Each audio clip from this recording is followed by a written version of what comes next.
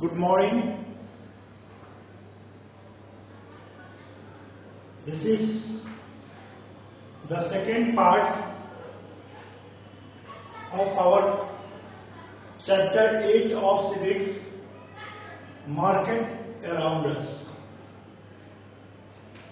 Our today's topic is shops in the neighborhood.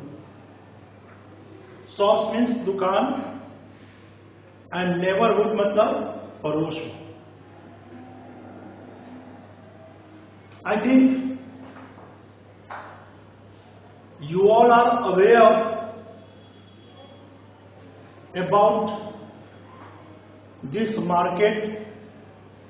You are the student of class 7. So I think nobody is kid here. Of course you are children. It is very important market. Why it is very important, or I can say that most important? Because it is not only available in our nearby house, but the shop owner and the buyer knows each other very well. मतलब क्या हुआ कि सामान खरीदने वाला व्यक्ति और दुकानदार दोनों एक दूसरे को अच्छे से जानते हैं. अब मान लो तुम्हारे घर में शाम हो गया. जनरली शाम में 7 बजे 8 बजे के लगभग तुम्हारी मम्मी किचन में जाती है. सब्जी बनाना जब शुरू करती है, नमक डालने का समय आता है, तब उन्हें याद आता है कि नमक तो मेरा खत्म हो गया था सवेरे और मैंने मंगाया नहीं आज. क्या होगा? तुरंत वो अपने बेटे या बेटी को कहेगी, अरे दौड़ के जाओ दुकान से नमक खरीद कर ले आओ. लड़का या लड़की जो भी होगी, उसके पास बच्चे होंगे अवेलेबल, वो जाएंगे और खरीद कर ले आएंगे. Within 5 or 10 minutes it will take. So there is no fear to the mother और no fear to the child also to go to that market.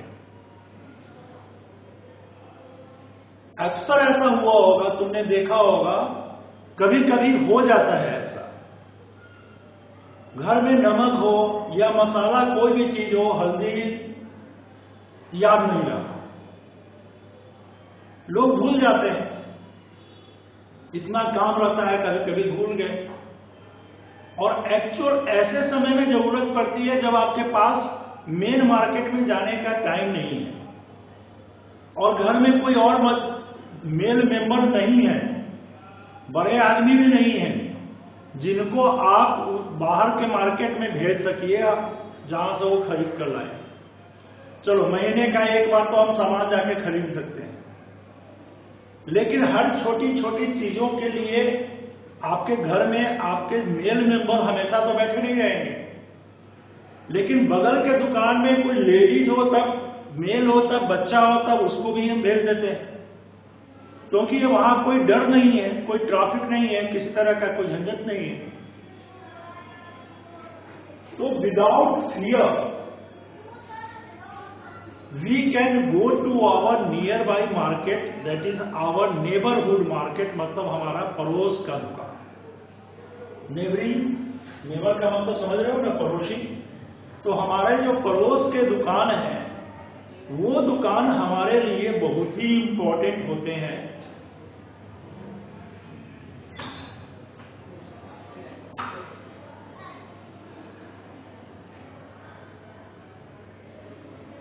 I hope you all understand. There's a light.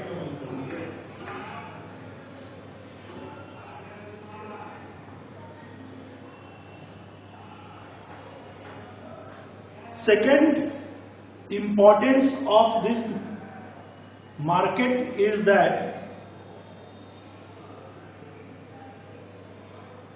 we, the buyer and the seller, know each other. दोनों एक दूसरे को जानते हैं. तो क्या होगा कि हम उसके पास जाएंगे, बोलेंगे भैया आज मेरे पास पैसे अभी नहीं है, आप मुझे ये सामान जरूरी है, दे दो, मैं आपको कल पैसे दे दूंगा. और अब सामान लेकर चले आते हैं. क्योंकि दुकान वाला भी आपको जानता है, तो वो आप पर विश्वास करता है. He can trust over you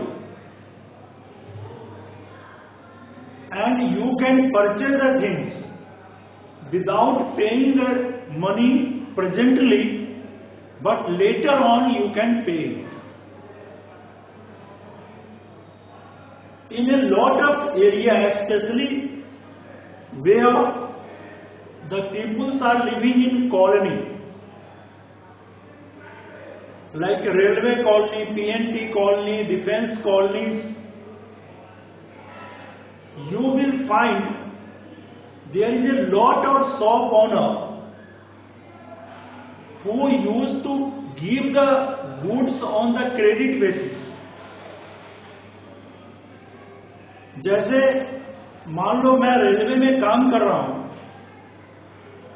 और रेलवे के कॉलोनी में एक दो तीन दुकान है, मैंने किसी एक दुकान से कंसल्ट कर लिया, पूरे महीने का सामान मैंने उसको लिस्ट दे दिया और उस लिस्ट के हिसाब से वो पूरा सामान हमको दे देगा. और एक रजिस्टर वो मेंटेन करता है, उस रजिस्टर में उसने नोट कर लिया, उसका एक कॉपी, मेरे पास भी एक कॉपी है, उसने मेरे कॉपी में भी लिख दिया कि आज हमने 700 रुपए का सामान लिया इस डेट को, ठीक है. फिर बीच में कोई जरूरत पड़ा, फिर सामान लिए, वो भी डेट को लिख दिया.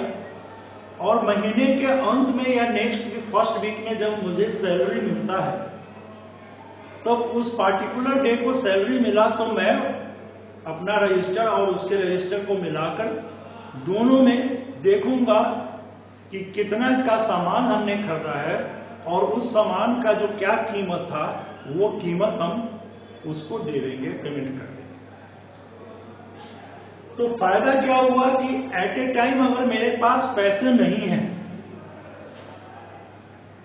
बहुत से लोगों को आप देखेंगे कि उन्हें सैलरी मिलने में लेट होती है, कई बार 2-2 महीने 3-3 महीने के बाद मिलता है salary.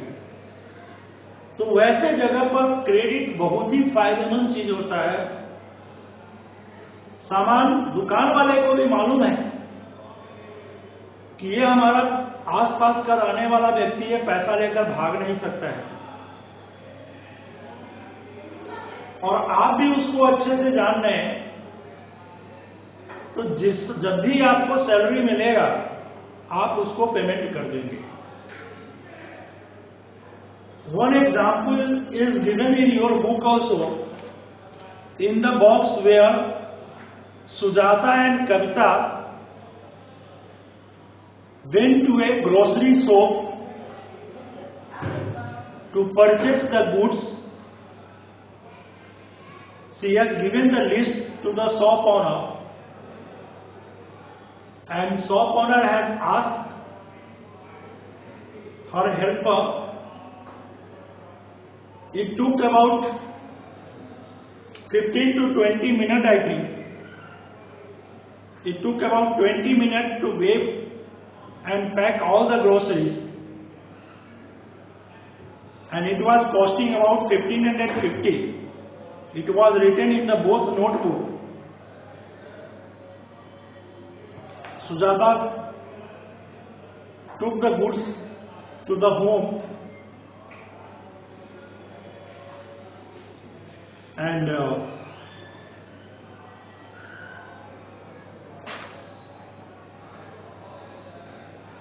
as you are aware, since there is no much distance, we can carry it to the home and utilize by their family member for different purposes. One more benefit of this grocery shop or nearby shop is that almost every commodity is available in that shops.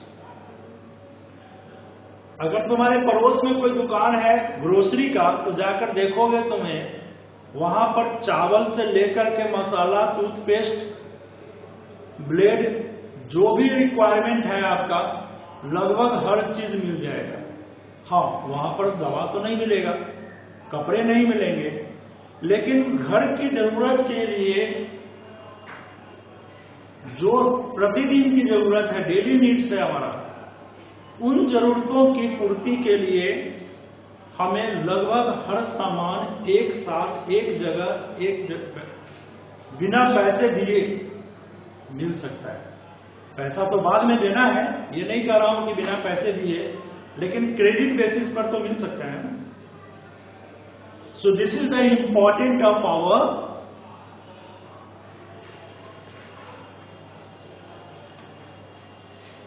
shops in the neighborhood.